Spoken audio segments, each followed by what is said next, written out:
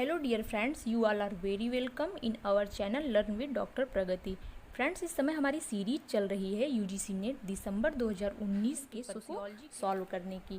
Friends, यह old year questions बहुत उपयोगी होते हैं जो हमारी आगामी परीक्षा में बहुत सहायता प्रदान करते हैं। इससे हमारी अंडरस्टैंडिंग लेवल और नॉलेज दोनों बढ़ती है। फ्रेंड्स, हमने लास्ट वीडियो में 40 तक क्वेश्चन सॉल्व किए थे। अब उसके आगे के क्वेश्चन देखते हैं।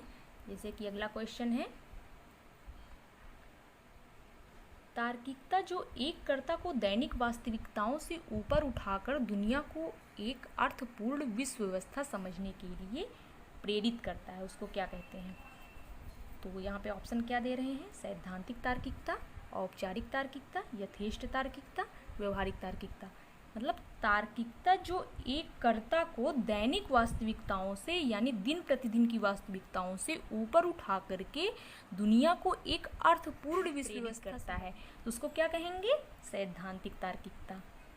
इसके आधार पर फर्स्ट ऑप्शन राइट हो जाएगा। और अब अगला क्वेश्चन देख लेते हैं। अगला क्वेश्चन है, क्वेश्चन नंबर 42 है। क्वेश्चन है, सामाजिक घटनाओं के अध्ययन के लिए किसने वैज्ञानिक पद्धति का समर्थन किया है? सामाजिक घटनाओं के अध्ययन के लिए वैज्ञानिक पद्धति का समर्थन किया है। इसमें ऑप्शन क्या दे रहे हैं? A R Radcliffe brown, email Durkheim, max weber और बी मैलिनोव्स्की। तो इसमें जो है ए आर रैडक्लिफ ब्राउन सही है और इमाइल दुर्खीम सही है। अब देखो, सामाजिक घटनाओं के अध्ययन के लिए वैज्ञानिक पद्धति का समर्थन किया है, तो इसमें जो है ये ब्राउन और दुर्खीम दोनों सही हैं। अब ब्राउन और मैलिनोव्स्की ये जो हैं ये दोनों मानव शास्त्री हैं, और इमाइल दुर्खीम और मैक्स वेबर ये दोनों समाजशास्त्री हैं। ये दोनों समाजशास्त्री हैं।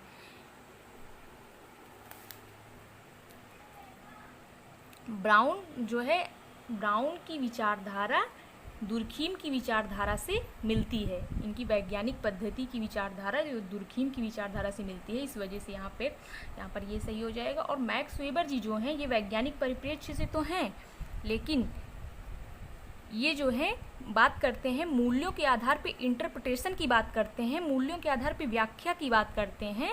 और यहीं पर क्या आता है? सब्जेक्टिविटी आ जाती है। मतलब समाज की घटनाओं को प्रत्येक व्यक्ति अपने परिप्रेक्ष्य से समझता है, तो यहाँ पे जो वैज्ञानिक दृष्टिकोण है वो अलग हो जाता है।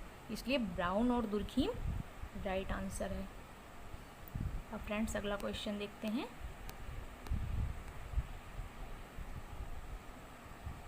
निम्नलिखित में से कौन सा विश्व में सबसे सामान्य घरेलू हिंसा का स्वरूप है? बात कहाँ की हो रही है? विश्व की। विश्व में सबसे सामान्य घरेलू हिंसा का स्वरूप, तो यहाँ पर क्या हो जाएगा? बाल दुर्व्यवहार। अब जब बात हो भारत की कि निम्नलिखित में से कौन सा भारत में सबसे सामान्य घरेलू हिंसा का स्वरूप है, तो हो जाएगा पत्नी को पीटना। लेकिन अगर विश्व की बात की जा रही है तो वहाँ पर बाल दुर्व्यवहार हो जाएगा। काफ़ी सारे स्टूडेंट कंफ्यूज हो गए थे और पत्नी को पीटना लगा दिए थे, तो इस वजह से यहाँ पर बात मतलब समझने वाली है। विश्व में, पूरे विश्व की बात हो रही है, तो यहाँ पर बाल दुर्व्यवहार है राइट आंसर।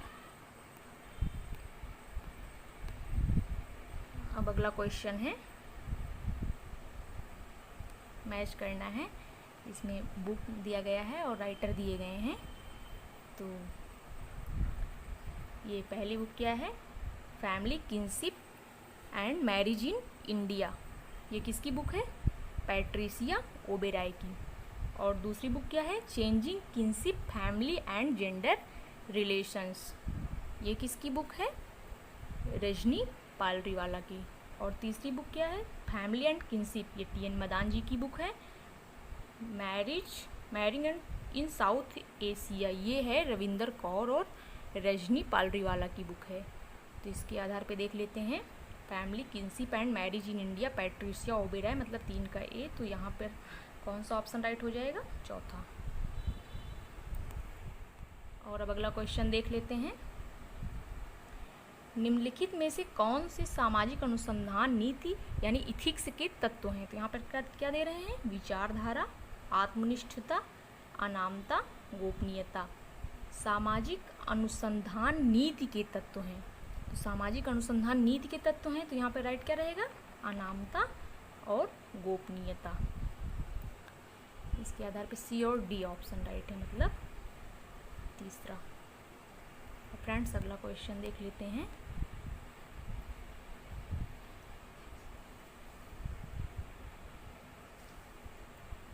अगला क्वेश्चन है 2001 व 2011 के जनगणना वर्षों में भारत की मलिन बस्तियों की जनसंख्या निम्नलिखित में से कौन सी है? 2001 व 2011 के जनगणना वर्षों में, तो यहाँ पे क्या दे रहे हैं? 40.6 मिलियन, 42.6 मिलियन, 68.0 मिलियन, 72 मिलियन। तो यहाँ पे राइट क्या हो जाएगा? 42.6 मिलियन और 68.0 मिलियन, ये हो जाएगा राइट आंसर। इसके आधार पे बी और सी, मतलब सेकेंड ऑप्शन इज राइट। अब फ्रेंड्स अगला क्वेश्चन देख लेते हैं। अगला क्वेश्चन क्या है? नीचे दो कथन दिए गए हैं जिसमें से एक अभिकथन ए के रूप में तथा दूसरा तर्क आर के रूप में अंकित किया गया है। तो अभिकथन क्या है? मीडिया द्वारा महिलाओं का प्रतिनिधित्व रूढ़िवादिता को बढ़ाता है, ना कि चुनौती प्रदान करता है। और उसका कारण क्या बताया जा रहा है? मीडिया शक्ति संपन्न उच्च वर्ग की हितार्थ कार्य करता है। अब इसमें कथन क्या है? मीडिया द्वारा महिलाओं का प्रतिनिधित्व रूढ़िवादिता को बढ़ाता है, ना कि चुनौती प्रदान करता है। बिल्कुल सही बात है। और उसका कारण मीडिया शक्ति संपन्न उच्च वर्ग की हितार्थ कार्य करता है, ये इसका कारण नहीं है। मतलब सेंटेंस तो सही है लेकिन ये क्या है? ये इसका कारण नहीं है। तो इस वजह से ए आर दोनों सही हैं, लेकिन आर ए की सही व्याख्या नहीं है। अब फ्रेंड्स अगला क्वेश्चन देख लेते हैं। अगला क्वेश्चन है समाज में महिलाओं की स्थिति को सुधारने के लिए भारत में पारित विभिन्न कानूनों के सही क्रम को पहचाने। मतलब समाज में महिलाओं की स्थिति को सुधारने के लिए भारत में पारित विभिन्न कानून। तो इसमें पहला क्या दे रहे हैं? घरेलू हिंसा से महिला संरक्षण अधिनियम, ये 2005 में पारित हुआ था। और पंचायती राज अधिनियम ये 1992 का है। और हिंदू उत्तराधिकारी अधिनियम ये 1956 का है। तो इसके आधार पे ये तो गलत है, क्योंकि इसको सीक्वेंस में करना है। पंचायती राज अधिनियम मतलब 1992, ये भी नहीं रहेगा। हिंदू उत्तराधिकारी अधिनियम, हाँ ये 1956 में है। और घरेलू हिंसा से महिला संरक्षण अधिनियम, उसके बाद पंचायती राज, नहीं ये गलत हो जाएगा। अब इसमें क्या ऑप्शन राइट होता है? चौथा ऑप्शन, क्योंकि हिंदू उत्तराधिकारी अधिनियम ये जो है 1956 में पारित हुआ था। उसके बाद पंचायती राज अधिनियम ये कब पारित हुआ था? ये जो है 73वें संविधान संशोधन द्वारा 1992 में पारित हुआ, जो 24 अप्रैल 1993 से लागू हुआ था। घरेलू हिंसा से महिला संरक्षण अधिनियम ये हो गया। तो घरेलू हिंसा से महिला संरक्षण अधिनियम जो 2005 में पारित हुआ और कब लागू हुआ? 26 अक्टूबर 2006। तो इसमें ये चौथा ऑप्शन राइट हो जाएगा। अब फ्रेंड्स अगला क्वेश्चन देख लेते हैं। अगला क्वेश्चन, ये डिफिनीशन दी हुई है। किसने कहा था कि वैश्वीकरण बढ़ती हुई पारस्परिक अंतर निर्भरता और विश्व की अनेक अर्थव्यवस्थाओं का एकीकरण है? तो यहाँ पे ये किसका कथन है कि वैश्वीकरण बढ़ती हुई पारस्परिक अंतर निर्भरता, मतलब ग्लोबलाइजेशन से पारस्परिक अंतर निर्भरता बढ़ रही है और जो विश्व की अनेक अर्थव्यवस्थाओं का एकीकरण है, मतलब इससे विश्व की अनेक अर्थव्यवस्थाएं जो हैं वो एकीकृत हो रही हैं। ये कहा था मेघनाथ देसाई जी का कथन है ये। इस तरह से यहाँ सेकेंड ऑप्शन राइट है। अब फ्रेंड्स अगला क्वेश्चन देख लेते हैं। अगला क्वेश्चन है दुर्खीम के अनुसार धार्मिक अनुष्ठान में महत्वपूर्ण इकाई है। तो यहाँ पे ऑप्शन क्या दे रहे हैं? भूमिका, क्रिया, संवेदना और प्रयोजन। दुर्खीम के अनुसार धार्मिक अनुष्ठान में महत्वपूर्ण इकाई है, यहाँ पे राइट ऑप्शन क्या हो जाएगा? क्रिया। तो फ्रेंड्स ये सही हो गया। अब फ्रेंड्स मिलते हैं अगले वीडियो में, तब तक के लिए बहुत बहुत धन्यवाद।